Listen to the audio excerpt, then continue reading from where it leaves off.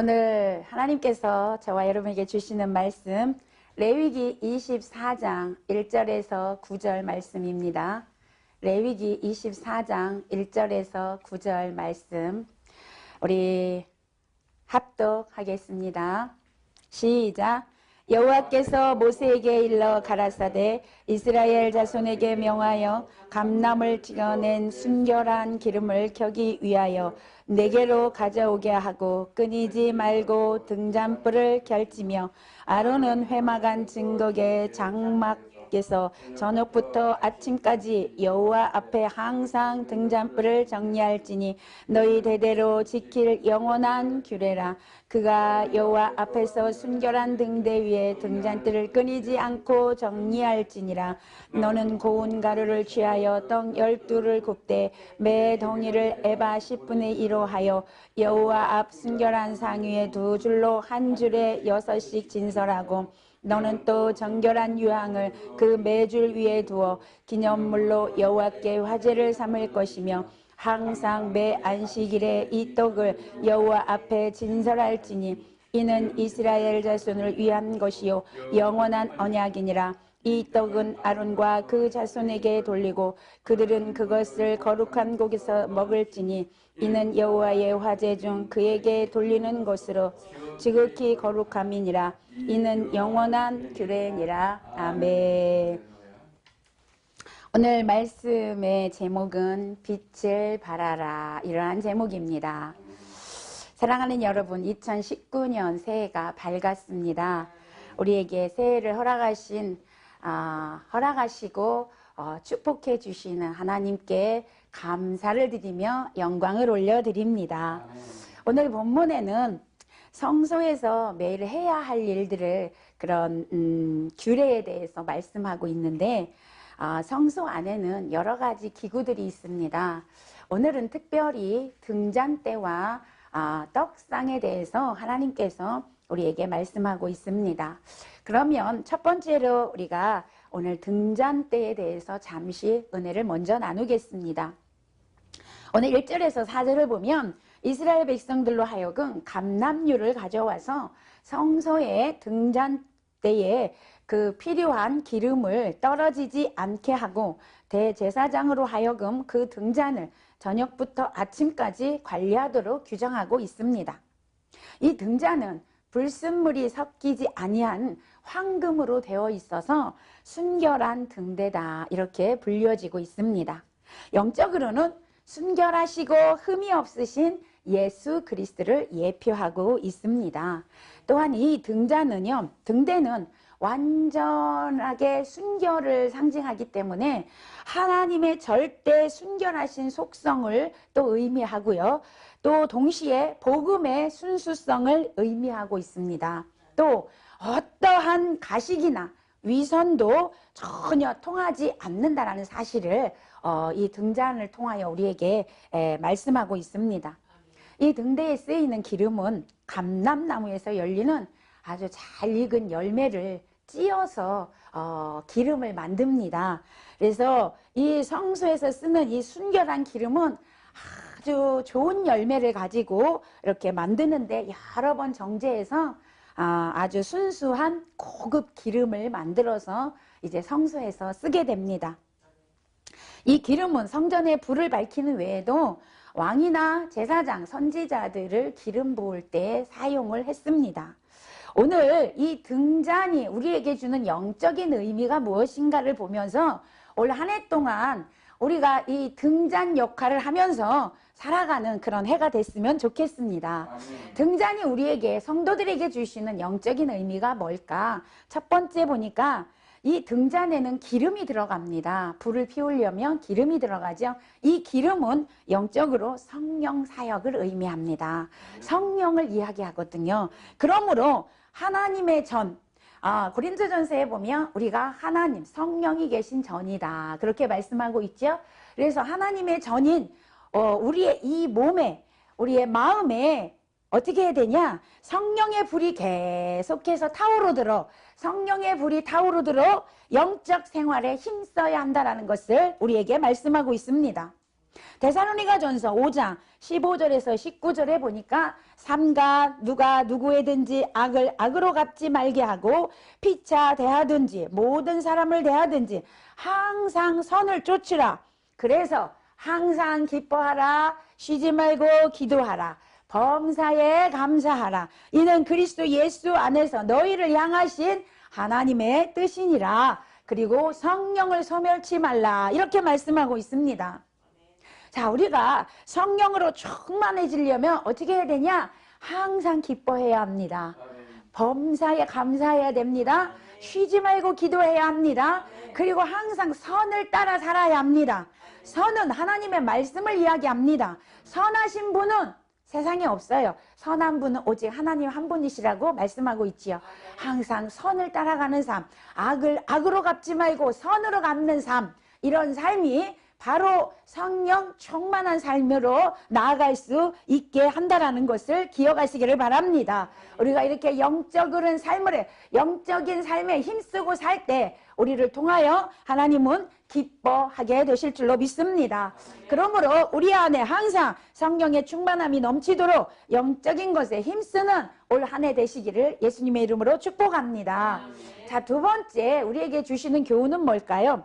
등대는 성령의 사역을 통해서 복음의 진리가 세상에 비추는 것을 말합니다. 그러니까 우리 성도들은 우리가 말씀을 통하여 교회를 통하여서 그리스도의 빛이 계속해서 나타나도록 우리가 빛을 발하는 자가 되어져야 한다는 것입니다. 빛은 영적으로 복음을 상징합니다. 이것은 그리스도의 복음을 통하여 하나님의 구원의 사역이 계속 되어지고 있고요. 거기에 성도들이 복음의 진리를 밝혀서 등대 구실을 잘 감당해야 함을 말씀하고 있습니다. 요한복음 1장 8절에서 9절에 보니까 그는 이 빛에 대하여 증거하라 온 자라 참 빛 곧 세상에 와서 각 사람에게 비추는 빛이 있었나니 예수 그리스도를 말씀하시는 거예요. 예수님이 빛으로 오셨다 그 말이에요. 빌립보서 2장 15절에서 16절에서도 이는 너희가 흠이 없고 순전하여 어그러지고 거스리는 세대 가운데서 하나님의 흠없는 자녀로 세상에서 그들 가운데 빛들로 나타내며 생명의 말씀을 밝혀라. 할렐루야. 아멘. 생명의 말씀으로 우리는 빛을 밝히는 자가 되어야 한다는 것을 말씀하고 있습니다. 예수님이 세상에 오셔서 빛을 비추셨듯이 성도의 삶은 빛을 발하는 삶이다. 그런 말입니다.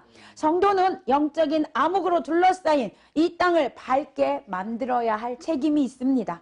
왜냐하면 성도는 본질적으로 빛의 사람이기 때문에 그렇습니다. 빛의 아들이기 때문에 그렇다 그 말이죠. 에베소서 5장 8절에서 너희가 전에는 어둠이더니 이제는 주 안에서 빛이라 빛의 자녀들처럼 행하라. 할렐루야. 우리가 예전에는 어둠의 자녀였대요. 예전에는 어둠의 길을 다녔대요. 그런데 이제는 그리스도 안에서 모든 죄 용서함 받고 의인이 되었어요. 새 사람이 되었어요. 빛의 세계에 속한 자가 되었다 그 말입니다. 아멘. 그러니까 우리는 그 빛을 어떻게 해야 돼요? 바라는 자들이 되어야 한다는 것입니다. 예수님은 우리에게 빛을 바라며 살라고 말씀하셨어요. 마태복음 5장 14절에 보니까 너희는 세상의 빛이다. 아멘. 세상의 빛이라고 말씀하셨어요. 여러분, 오늘날 우리 성도들이 이 빛의 생활을 하지 못하니까 여러분 이 세상이 어두워지고 있다는 사실이에요. 여러분 이 어둠의 세상에 빛을 발하는 성도들이 되시기를 축복합니다. 아멘. 성소 안에 등잔대에 감람류를 태워서 불을 항상 켜놓으라고 하신 것처럼 성도는 세상의 빛으로 빛을 비추며 살아가는 자임을 기억하시기를 바랍니다. 성도의 삶을 변화시키고 풍요롭게 하시는 분은 하나님이십니다. 하나님이 주체가 되신다 그 말입니다. 성도다운 삶을 영위하는 것은 인간의 힘이나 인간의 능력이나 인간의 노력에 의해서 이루어지는 것이 아니라 참 지혜 되시고 능력 되시고 진리 되시고 생명 되시고 빛 되시는 예수 그리스도의 은혜로 가능하다 그 말입니다. 아멘. 예수님께서 부활하신 후에 성령께서는 친히 성도들을 인도하시고 보호하시고 어떠한 위급한 상황 속에서도 성도와 함께 하고 계십니다. 그러므로 우리가 성령을 쫓아 행할 때 하나님이 기뻐하시고 이웃에게 유익을 끼치는 자가 되고 내 자신에게도 복이 임하는 줄로 믿습니다.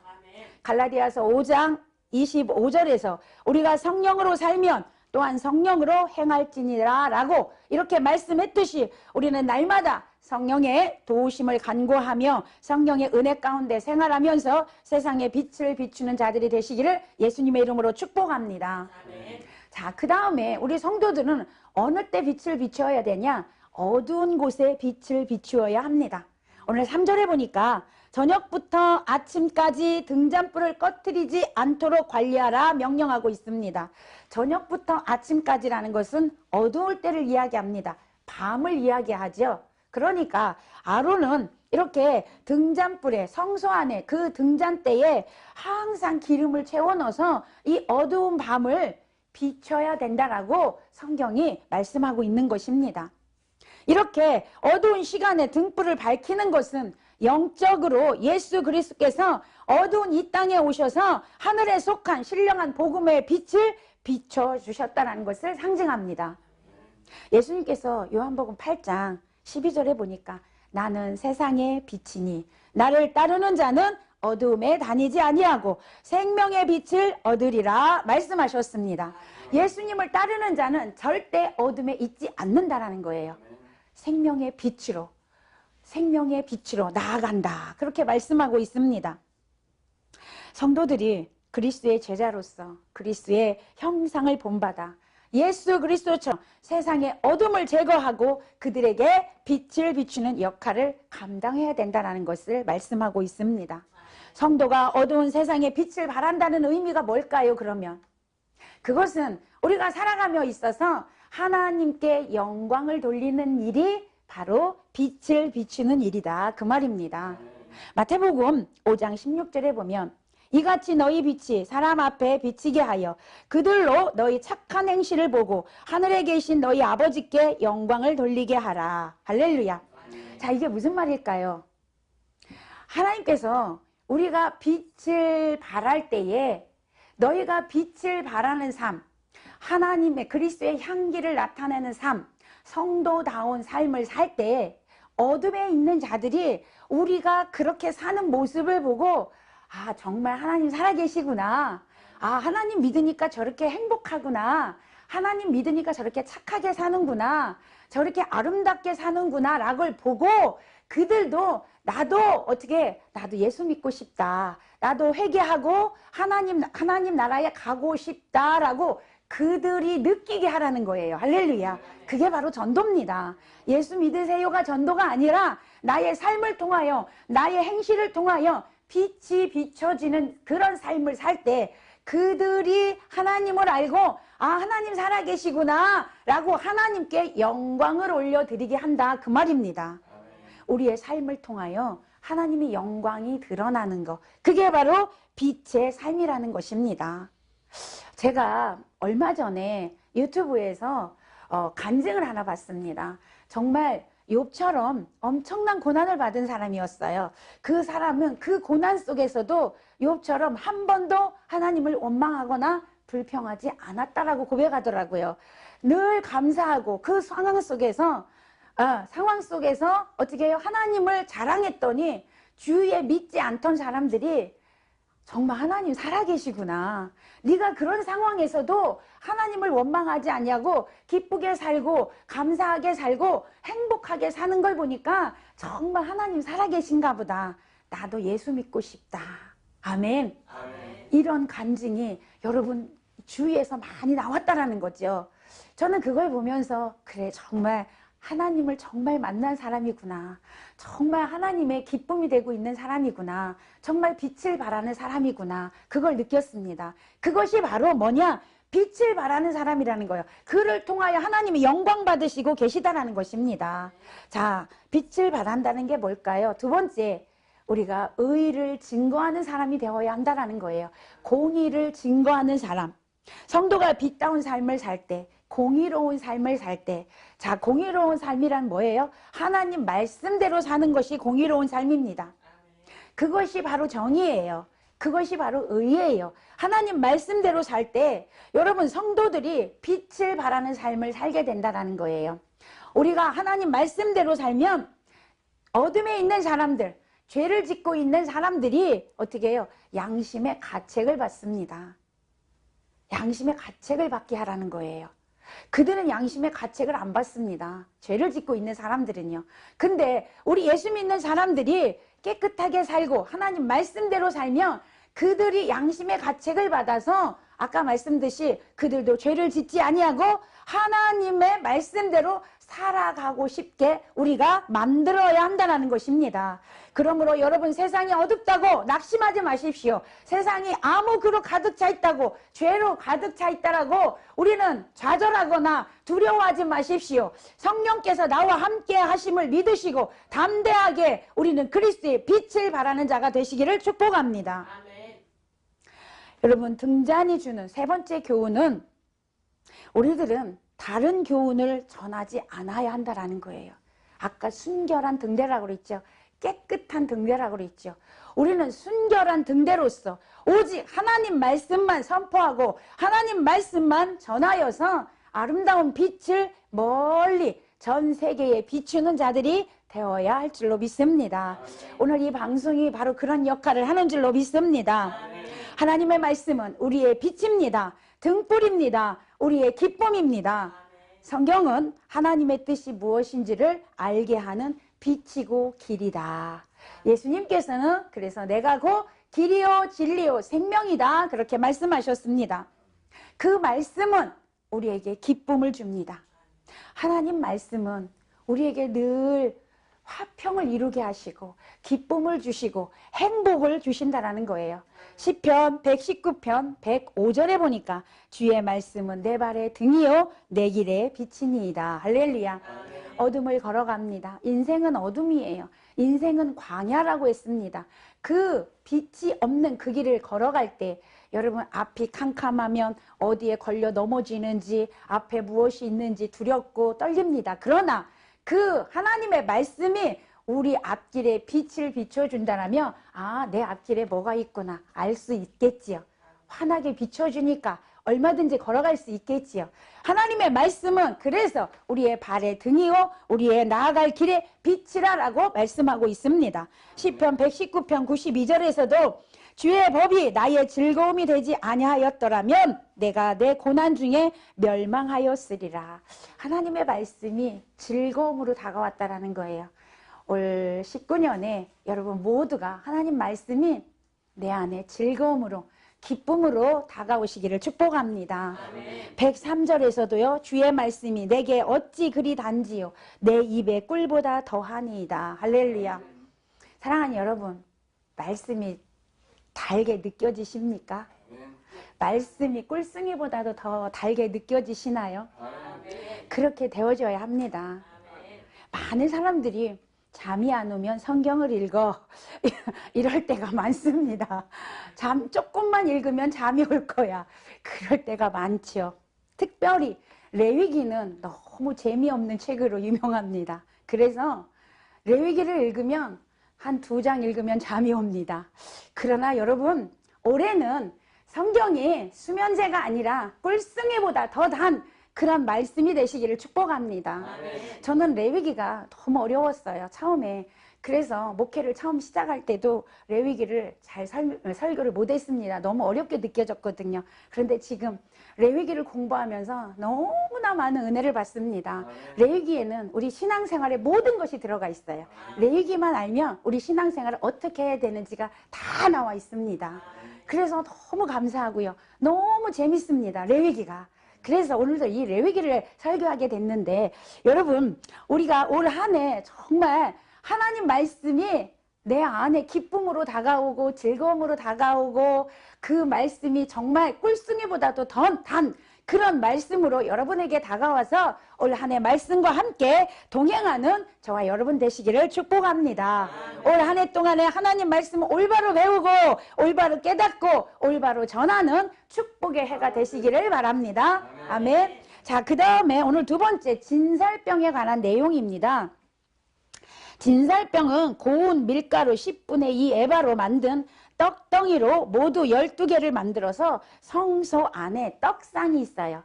예, 이쪽에는 등대가 있고요. 이쪽에는 떡상이 있는데 거기 떡상에다가 이 상입니다. 상에다가 떡을 12덩이를 만드는 거예요. 그래서 이렇게 6개씩 이렇게 올려놓으라 그 말입니다.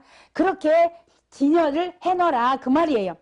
이 떡은요 하나님 목전에 올려진 떡이다. 그래서 얼굴의 떡이다 이렇게 불려지기도 합니다. 제사장은 진설병을 매 안식일마다, 다시 말씀드리면 매 주일마다 그것을 교체합니다. 떡을 새로 만들어서 주일날 아침에 일찍 이 있던 떡을 내려놓고 이 새로운 떡을 다시 올려놓게 되어 있습니다. 제사장이 할 일입니다. 그것이. 그래서 이 고운 가루는 백성들이 이제 1년 동안 농사를 져서 이렇게 얻은 그 밀로 인해서 가루를 만들어서 떡을 만들어 하나님께 드리기 때문에 이 진설병은 감사와 헌신을 상징하기도 합니다. 하나님께서 1년 동안 베풀어 주신 은혜, 이렇게 수확하게 하신 것에 감사하여 드려지는 감사와 헌신을 상징한다는 거죠. 떡 12개는 무엇을 의미하냐면 12지파를 상징합니다. 자, 12지파는 이스라엘 전체를 상징하는 거예요. 대표성입니다. 자, 그럼 이스라엘만 상징하나요? 아닙니다. 오늘날 아브라함의 영적인 자손이 저와 여러분 모든 성도를 상징합니다. 이 떡은요 매 안식일마다 아까 말했듯이 진설해야 합니다. 이 떡은 항상 상위에 있어야 한다라고 말씀드렸어요. 새로운 것을 이렇게 교체하면서 그 떡은 이제 내려놓게 되는데 그 떡상 위에는 항상 진설병이 있어야 합니다. 진설되었다 그래서 진설병이라고 하는 거죠. 이 진설병은 또 무엇을 의미하냐면 예수 그리스도를 상징합니다. 예수 그리스도는 인류를 위한 생명의 떡입니다. 아멘. 요한복음 6장 48절에서 내가 곧 생명의 떡이다. 그렇게 말씀하고요. 요한복음 6장 32절에 보면 내 아버지가 하늘에서 내린 참떡을 너희에게 주시나니 그렇게 말씀하고 있습니다. 진설병은요 예수 그리스도를 상징하고요. 또 뭘 상징하냐면 말씀을 상징합니다. 왜냐하면 말씀이 육신이 되어 오신 분이 예수 그리스도이시기 때문에 그렇습니다. 그래서 예수 그리스도는 말씀은 곧 예수 그리스도이십니다. 그래서 말씀을 상징합니다. 성경은 그러므로 여러분 우리가 지금 읽고 있는 이 성경 66권은 우리의 영혼의 양식임을 기억하시기를 바랍니다. 마태복음 4장 4절에서 사람이 떡으로만 살 것이 아니요 하나님의 입으로 나오는 모든 말씀으로 살 것이니라. 할렐루야. 사람이 떡이 있어야 되겠죠. 그래야 육신이 살아가지요. 그러나 하나님은 우리에게 그 떡으로만 살 수 없다라고 말씀하세요. 떡도 필요하지만 뭐가 필요해요? 말씀이 필요하다라는 거죠. 여러분, 이 진설병은 하나님이 성도들에게 주시는 생명의 양식이며 영원히 죽지 않도록 하는 참된 양식입니다. 성도는 진설병 대신 예수 그리스도 안에서 생명의 말씀을 얻고 그 말씀을 영혼의 양식으로 삼을 때 영원한 생명을 얻게 될 줄로 믿습니다. 여러분 오늘날 저와 여러분이 떡상임을 기억하시기를 바랍니다. 우리가 떡상이에요. 자, 그러면 떡은 오늘 생명의 말씀이라고 말씀을 드렸어요. 그러면 우리가 떡상이면 우리의 마음에 성소 안에 떡상이 있다 그 말이에요. 우리의 마음의 성소 안에 떡상이 있어요. 여러분 이 성막을 보게 되면 그 성막 전체가 여러분 오늘 우리 마음에 있다라는 사실을 기억하시기를 바랍니다. 왜냐하면 성막은 성전으로 이렇게 발전이 됐잖아요. 자, 아까 말했듯이 하나님이 우리 안에 계시는 성전이라고 했어요. 그러니까 우리 성전 안에 이 성막 전체가 들어가 있는 거예요. 그러면 오늘날 저와 여러분 마음속에 성소 안에 떡상이 있다 그 말이에요. 그러면 그 떡상에 항상 뭐가 있어야 된다고요? 진설병이 있어야 된다 그랬죠? 그러면 우리의 마음에 항상 말씀으로 채워야 된다 그 말입니다. 말씀이 우리 안에 없어서는 안 된다 그 말이에요. 언제나 항상 말씀이 우리 안에 채워져 있어야 한다는 것입니다. 말씀이 떨어지면 안 됩니다. 말씀이 없으면 영생에 이를 수가 없습니다. 왜요? 말씀은 곧 예수니까요. 여러분 예수가 내 안에 없으면 우리는 영생에 이를 수가 없습니다. 날마다 영적인 말씀의 떡, 진설병으로 여러분 안에 성소에 그 떡상에 채우시기를 바랍니다. 자, 오늘 7절에 보니까 또 너는 정결한 유향을 떡 위에 2줄로 기념물로 여호와께 화제를 삼을 것이다. 그렇게 말씀하고 있어요. 정결한 유향. 이 유향나무의 수지를 건조시켜서 만든 향품이거든요. 매우 향기롭습니다. 아라비아와 팔레스타인이 원산지인데요. 고대 세계에서는 이걸 향품이나 의약품, 의식용품으로 이렇게 사용을 했습니다. 매우 귀하고 값진 거거든요. 동방박사가 예수님께 경배하러 올 때 이 유향을 가지고 왔습니다. 아주 귀한 것이기 때문에 예수님께 드렸던 것입니다. 여러분, 이 유향은 금으로 만든 접시에 담아서 이제 2줄로 배열된 그 진설병 위에 이렇게 올려놓습니다. 이 진설병이 아름답고 향내나는 정결한 상태로 하나님께 연락되어지는 떡이다. 그런 의미로 유향을 거기다 올려놓는 거예요. 그리고 기념물로 화제를 삼을 것이다 그랬죠. 이것은 기념제라는 뜻이 있는데 여호와께서 기억하시도록 드리는 제물, 그런 뜻입니다. 그러니까 이 진설병을 올려놓을 때 여호와 하나님께서 그것을 기억하셔서 받으신다, 그런 말입니다. 자, 그래서 이 유향을 기념물로 이렇게 취해서 화제로 삼는다라는 것은 진설병을 태우는 게 아니라 이 유향을 취해서 태워서 향기를 하나님 앞에 올려드리는데, 유향을 태우면서 진설병이 여호와께, 하나님께 향기나는 제물이 된다, 그런 뜻으로 이 유향을 대신 태우는 거예요. 그래서 진설병이 하나님께 향기나는 제물이다. 여러분, 우리의 심령에 말씀으로 채워질 때 저와 여러분은 향기나는 삶이 될 줄로 믿습니다. 그리스도의 향기를 바라는 삶이 될 때 하나님이 흡양하시고 하나님이 기억하시고 하나님이 우리의 모든 삶을 받으시는 그런 삶이 된다는 사실을 기억하시기를 바랍니다. 것을 채우고 이제 있던 떡은 물려놓고 언제 이제 제사장들이 거룩한 장소에서 먹게 됩니다. 이것은 뭘 의미하냐면 하나님께서 제사장들은, 주의 종들은 그 종들을 하나님이 책임지신다, 먹이시고 입히신다, 그런 뜻이 있습니다. 마태복음 10장 10절에 보면 일꾼이 저 먹을 것 받는 것이 마땅함이니라. 아멘.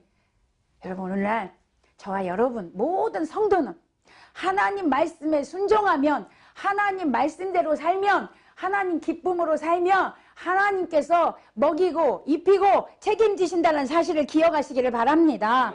그래서 마태복음 6장 33절에 너희는 먼저 그의 나라와 의를 구하라. 그리하면 이 모든 것을 너에게 더하여 주시리라. 할렐루야. 하나님 말씀에 순종하는 성도는 하나님 반드시 책임지십니다.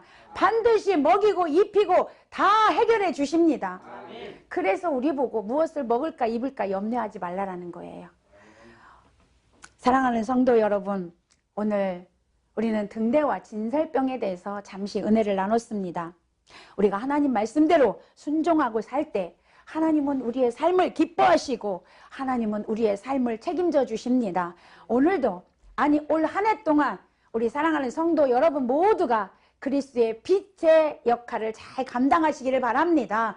진리의 등대되어서 말씀의 빛을 비추는 자가 되어서 하나님께 영광을 올려드리고 또 우리의 삶 속에서 늘 하나님의 말씀으로 채워서 그 말씀대로 살아서 순종하여서 하나님이 우리의 삶을 책임져주고 하나님과 동행되어지는, 하나님의 기쁨이 되는, 하나님이 예비한 모든 축복을 받는 올 한 해 되시기를 예수님의 이름으로 간절히 축원합니다.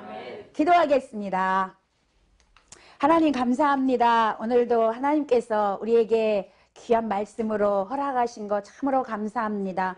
이 말씀 붙들고 올 한 해 동안 승리하게 하시고 하나님 기쁨으로 하나님께 영광 올려드리는 그런 삶이 되게 하여 주옵소서. 감사드리며 예수 그리스도 이름으로 기도하옵나이다. 아멘.